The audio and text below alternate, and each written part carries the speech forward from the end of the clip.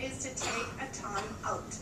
So first, like the airplane scenario, you know, they say put your mask on first and then put your kids' masks on.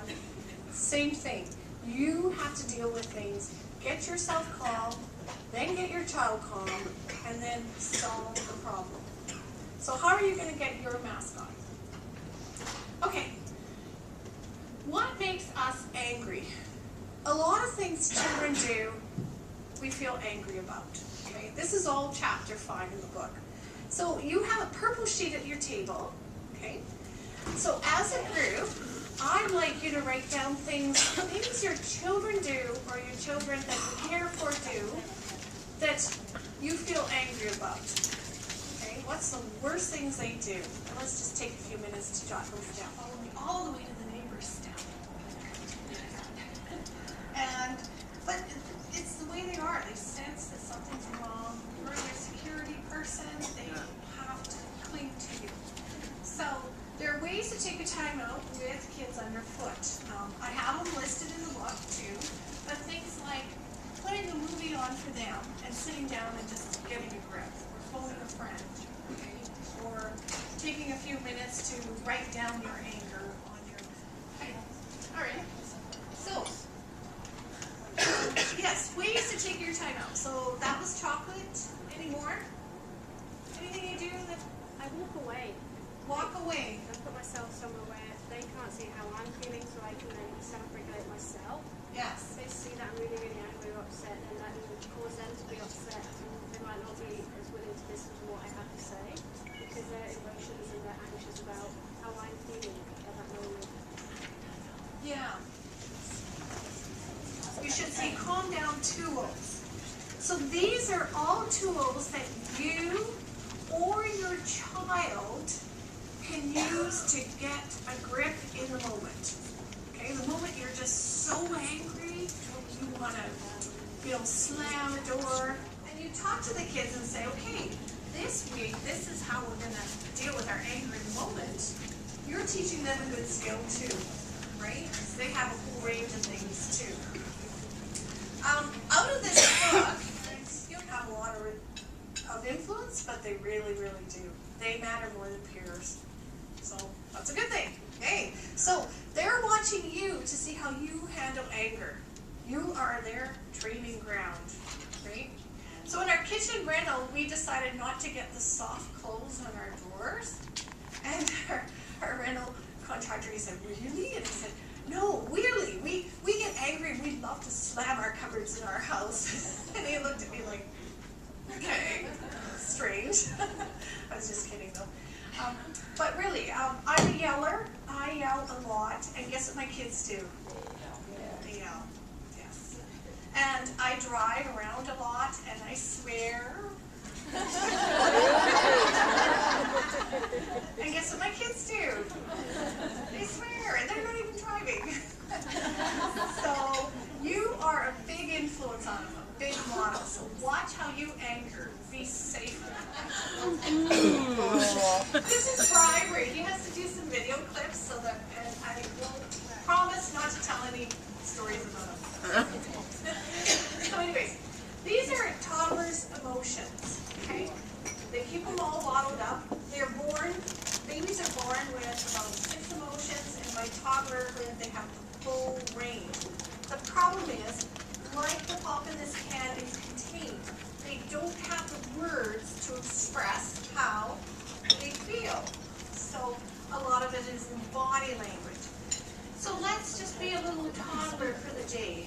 And you get up in the morning, you've woken up on the wrong side of the bed, right? You're just cranky. You're just like the rest of adults. Sometimes we wake up on the wrong side of the bed too. And then you get up and you're in your high chair or at your booster seat and you get served mushy oatmeal for breakfast. You don't like mushy oatmeal, but it's the only thing you get served. So you're a little crankier. And then Mom takes you out of there and she drags you along to a playgroup who most of the kids you don't like. And these kids are taking all of your toys that you play with. You grab a toy, someone takes it away. Finally, you're frustrated with this. and you hit somebody, right? Your emotions are just bottling up here. It's really upset. I'm going to open this later. You're really upset, okay? So, what's going to happen? If I open this can right now, what's going to happen? It's going to blow, right? And very often, the last no of the day will set the toddler off, and they will blow, absolutely blow. And that's what we call too much stimulation, okay? So what you do is just kind of, they've had it, they've had people, they've had lights, they've had too much frustration. You take them out of the store or wherever you are, get to a dark place, give them some food, give them some sleep, and they tend to calm down. The other type of temper tantrum, I'll just put my hand here, is the power out. And time in is basically staying with them and getting them calm. So however they can do it, maybe steering them to a pile of Lego or steering them to a movie or whatever it takes. You know kids best what it takes for them to calm down without hurting anybody or hurting anything. Temper tantrums, he took his foot and he stomped every chip until there was no visible chip there. It was all ground chips in the carpet. He was so mad, right? Now, I saw that. Now I'm mad, right? I am so mad. I am livid because not only did he do something bad, he defied me. Defied my no. So that would have been a bad scene if I stayed. So I didn't. I just looked at that and I went, I need a timeout. So I take care of my needs first and I get calm. He's sitting there with the chips. Okay? So I come back in about a half an hour and I acknowledge his feelings. I'm saying, you were really upset you couldn't have those chips, weren't you? And then he starts crying. He says, yes. Finishes his crying and stuff. So, that was it, right? So then, that was a good time for him to clean it up, right? Because I wasn't going to clean it up. So I had to help him a bit. He was 4. But if you let kids clean up the results of their anger, they learn a lot faster that they are responsible for their anger. As we all are, right? Anything we break when we're angry, anything we say to people, we have to do some restitution at home angry. Absolutely. That is a long time to tell people to clean things up. Right? So then he cleaned it up. I had to help him with the carpet cleaner because he was on the floor. I'll show you a little video situation.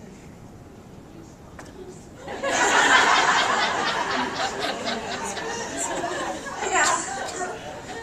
Hindsight, right? But no. Okay, so now he's in the store with this kid. Maybe he might have wanted to grab the kid and take him out. Right? Like, just, you can always restrain kids. There's nothing in the law that says you can't grab them and take them out of the store, kicking and screaming, right? So, yes, that was fun.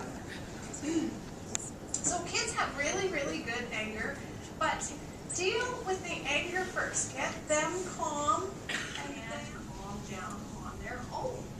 You know, we never take a math book to a 8-year-old and say, take this math book, you go to your room, you come out when you've learned this chapter. Right? We never do that. We coach them through it. And yet, handling their emotions is one skill children need the most help at. And yet, push them away.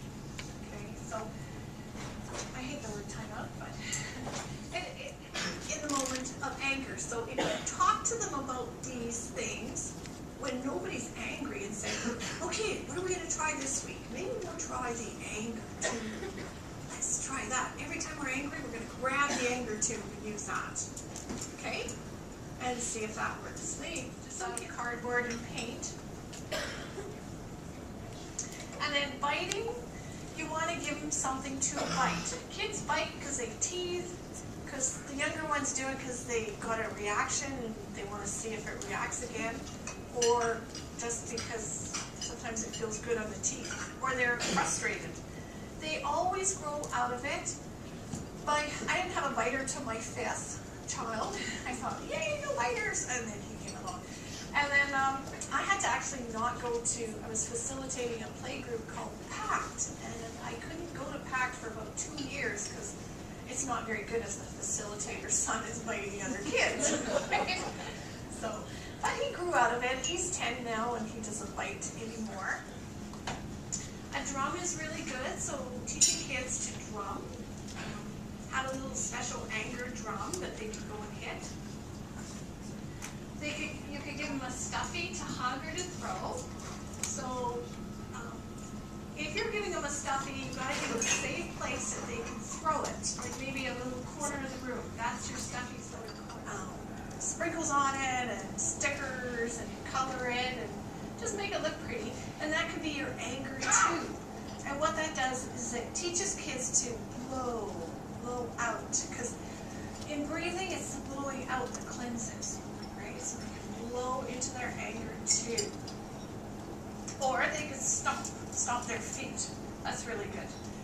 When my kids fight in the car, I slow down, I pull over into a parking lot so they're safe. I get out of the car and I'm so angry I stomp my feet. And they're all sitting there because kids hate being stomped. They hate it. They stop fighting with each other and they look at what I'm doing. And I'm outside the car, stomping away, and they're all saying, oh, Mom's losing it again. But I'm modeling a great way to handle anger, right? Now they stomp. So it's good. No problem. Okay, so now, you're calm, your child is calm, now you still have to deal with the issue, okay? There's that iceberg to deal with.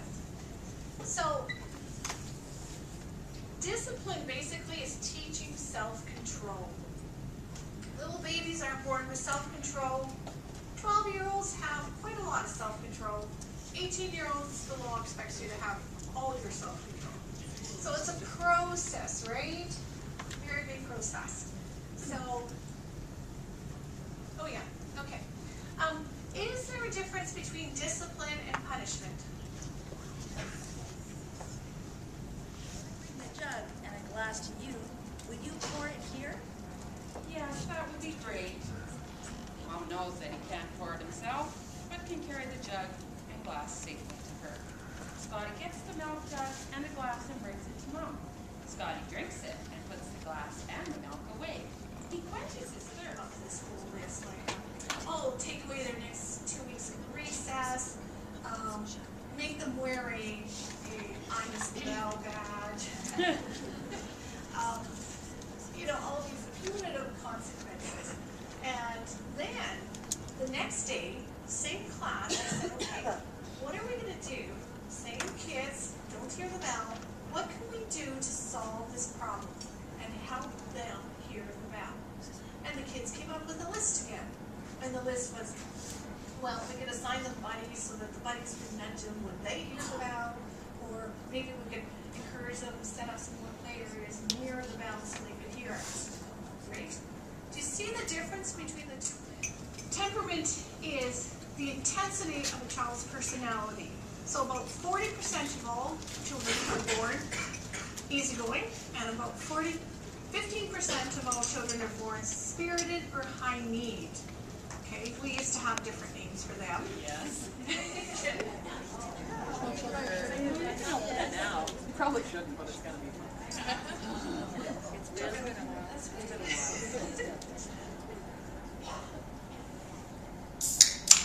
There we go. She switched it. I didn't switch it. Everybody says that. Okay, now everybody's calmed down. Now I can address the discipline issue, right? I'm calm, toddler's calm, emotions calm. Now we go to solving the problem.